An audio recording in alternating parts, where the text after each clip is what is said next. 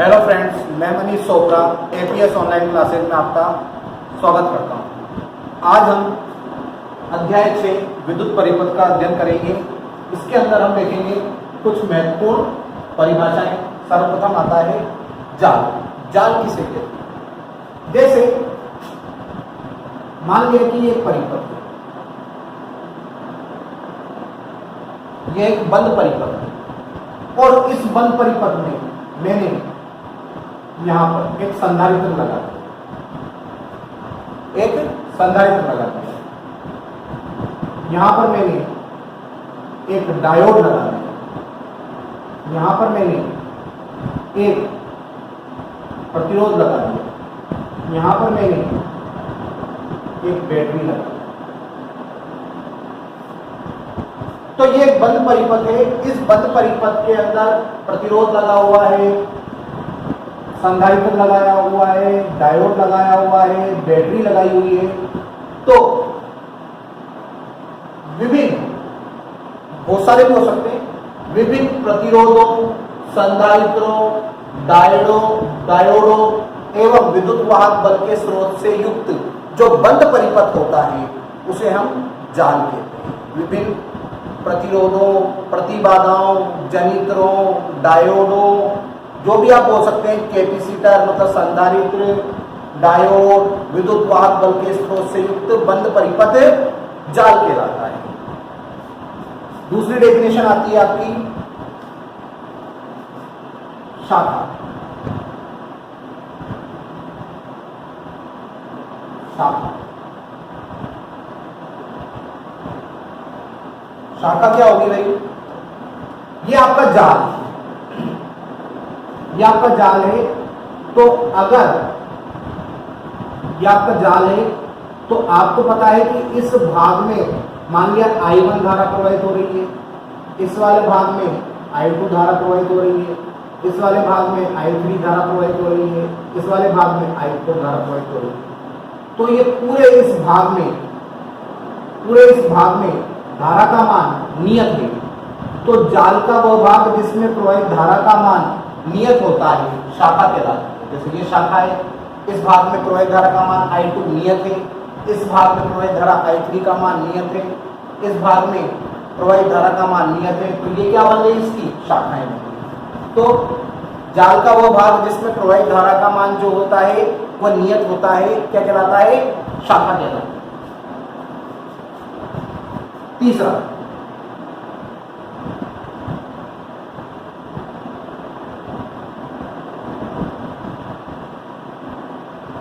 संधि बिंदु। देखिए संधि बिंदु क्या होता है?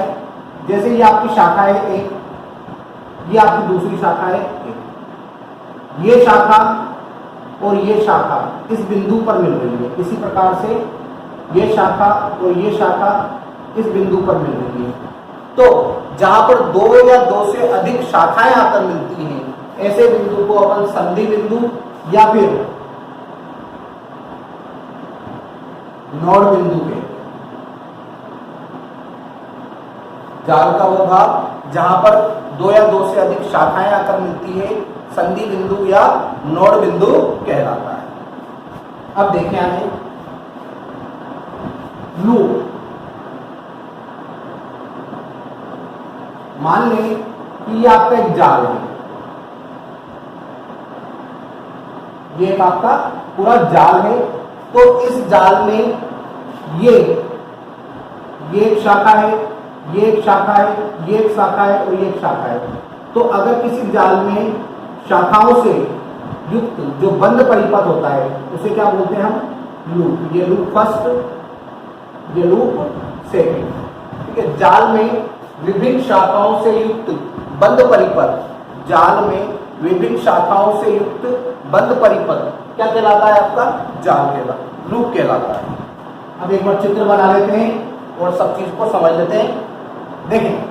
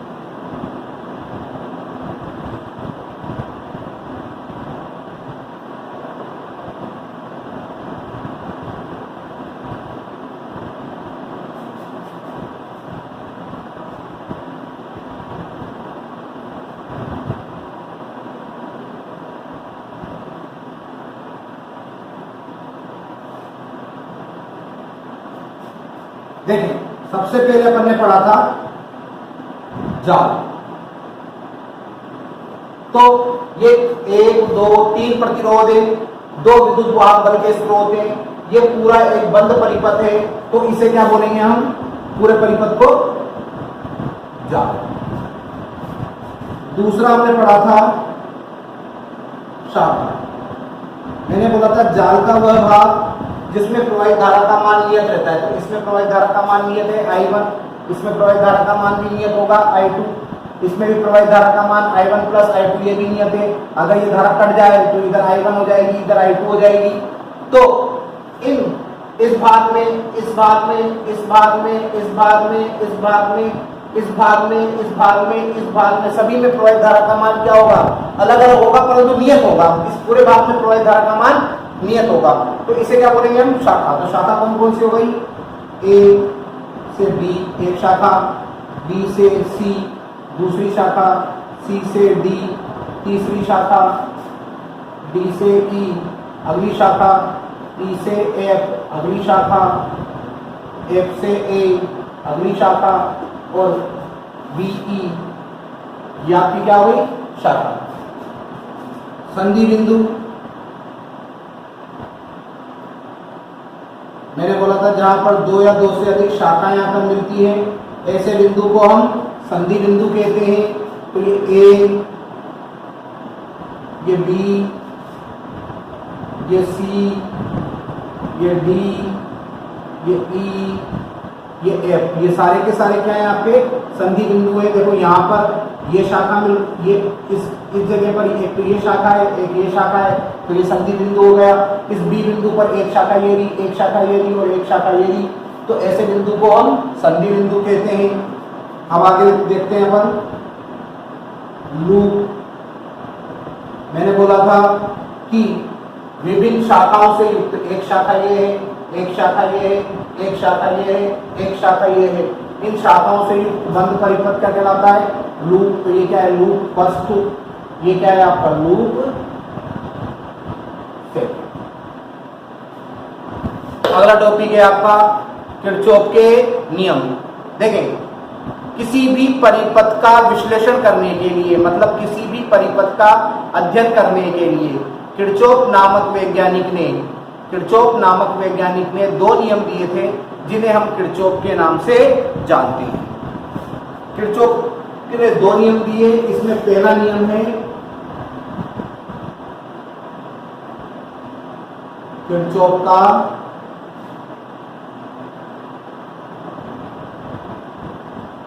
प्रथम नियम।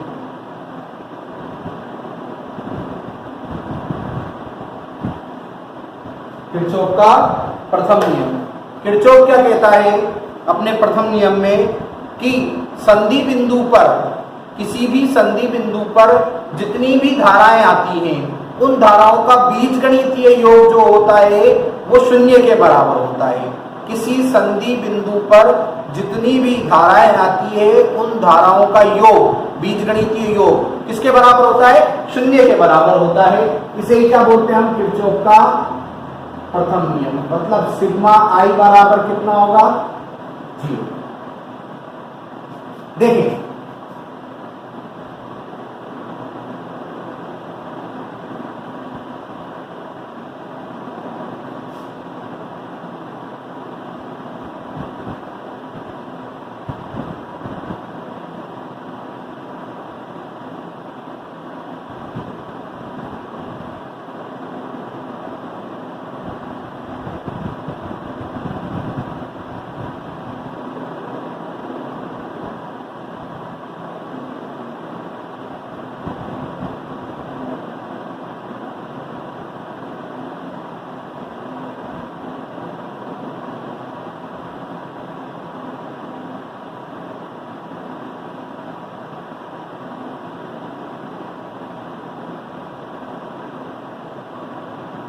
देखो ये आपका संधि बिंदु है। मैंने बोला संधि बिंदु पर जो धारा आएगी, संधि बिंदु पर कुल धाराओं का बीजगणितीय योग कितना होता है, 0 के बराबर होता है। अगली बात समझिए, संधि बिंदु पर, यह संधि बिंदु C है, इस संधि बिंदु पर आने वाली धाराओं को तो धनात्मक लेंगे, जो संधि बिंदु की ओर आ रही है उन धाराओं को धनात्मक लेंगे, और जो धाराएं संधि बिंदु से दूर जा रही है उन्हें हम ऋणात्मक लेंगे, और इन सबका योग जो होगा वो शून्य के बराबर होगा। तो संधि बिंदु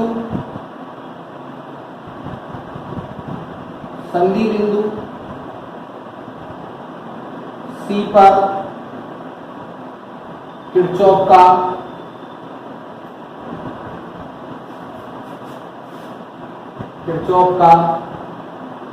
प्रथम नियम लगाने पर, किरचॉफ का प्रथम नियम लगाने पर कितना हो जाएगा, I1 और I2 संधि बिंदु की ओर आने वाली धाराएं, I3 और I4 संधि बिंदु से दूर जाने वाली धाराएं, इनका योग किसके बराबर होगा, शून्य के बराबर। तो I1 प्लस I2 बराबर कितना हो जाएगा, I3 प्लस I4।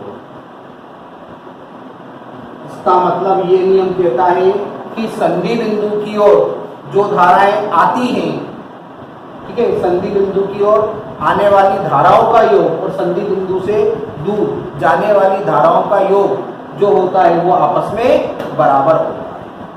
महत्वपूर्ण बिंदु,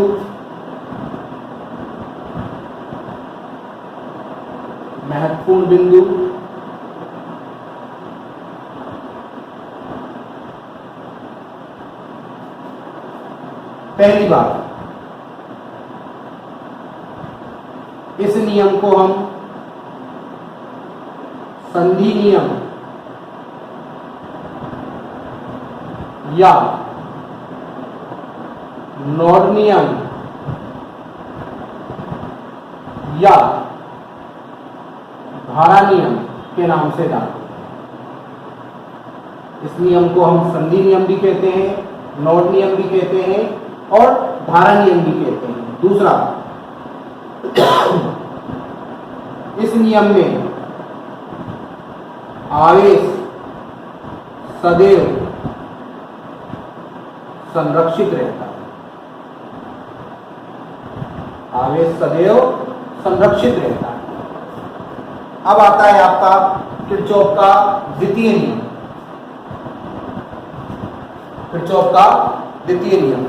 अब किरचॉफ का द्वितीय नियम, किरचॉफ क्या कहता है कि अगर कोई लूप है और उस लूप में जितने भी प्रतिरोध है, कोई लूप बना लेंगे, उस लूप में जितने भी प्रतिरोध होंगे उन प्रतिरोधों में प्रवाहित धारा का, लूप में उपस्थित प्रतिरोध और प्रतिरोधों में प्रवाहित धारा का गुणनफल का बीजगणितीय जो योग होगा वो हमेशा उस लूप में उपस्थित विद्युत वाहक बल के बीजगणितीय योग के बराबर होगा।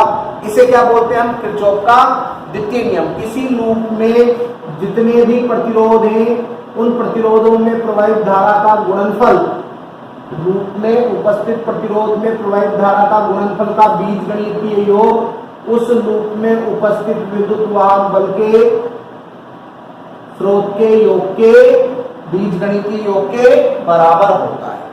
इसे हम बोलते हैं किरचॉफ का द्वितीय नियम। समझे इस नियम को, जैसे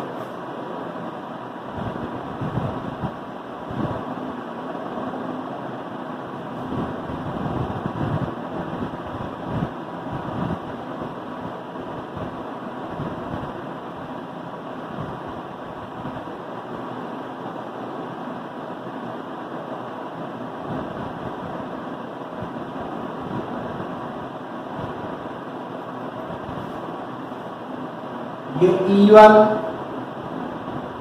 ये E2, A, B, C, D, E, F, ये क्या है आपका पूरा जाल, ये आपका क्या है लूप फर्स्ट, ये क्या है आपका लूप सेकेंड, ये आपका प्रतिरोध R1, ये आपका प्रतिरोध R2, ये आपका प्रतिरोध R3। इसमें अपन ने मान लिया कितनी धारा प्रवाहित हो रही है I1, इसमें कितनी धारा प्रवाहित हो रही है I2, इसमें कितनी धारा प्रवाहित हो रही है I1 प्लस I2। अब 2 लूप है, दोनों लूपों पर अपन किरचॉफ का द्वितीय नियम लगाते हैं।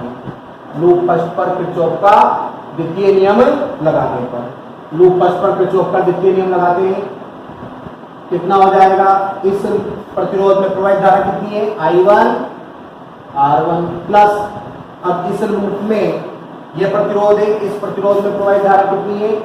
I1 I2 और प्रतिरोध कितना है? R3। इन दोनों का योग कर दिया, वो किसके बराबर होगा? इस लूप में उपस्थित बैटरी के या विद्युत वाहक बल के स्रोत के योग के बराबर होगा। तो इसमें कितना है? एक ही लगा हुआ है E1, तो ये E1 समीकरण नंबर 1। किरचॉफ का द्वितीय नियम लगाने पर कितना हो जाएगा?